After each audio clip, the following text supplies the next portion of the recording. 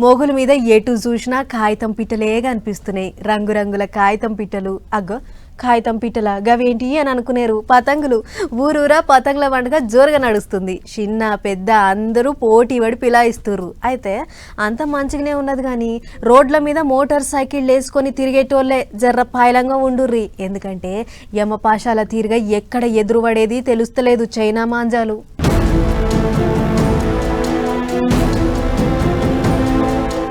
చూడర్రే, ఎక్కడ చూసినా పతంగులే. మాపటీలు పట్నంలో లైట్లు వేసుకొని మరి పతంగులు ఎగిరేసిండ్రు.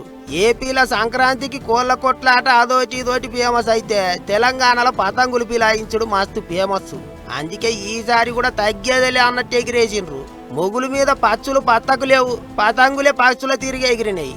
అందరేమో గాని ఈసారి లీడర్లు ఇంత జోషి మీద ఉండ్రు. ఖైరతాబాద్ లో పోలీసులతో కలిసి ఎమ్మెల్యే దానం సార్ పతంగులు ఎగిరేసిండు. అటు గోచమాల రాజాసింగ్ సార్ ఎగిరేసిండు. బాన్సువాడలో పోచారం సారు పతంగి పిలాయించిండు. చెయ్యి పార్టీ వాళ్ళంతా పాటలు పెట్టుకొని దుమ్ము లేపిండ్రు. ఇక అటు సంగారెడ్డిలో జగ్గన్న ఆవా చిన్నగా లేదు పోన్రే.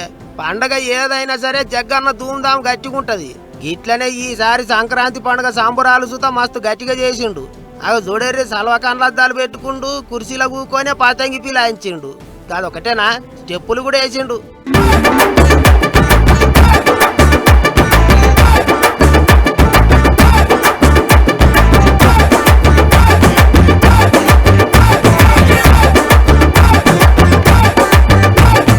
చిన్నప్పటి దోస్తులు చెయ్యి పార్టీ లీడర్లతో కలిసి గిట్ల జగ్గన్న పండుగ సంబరాలు భలే మంచిగా చేసుకున్నాడు.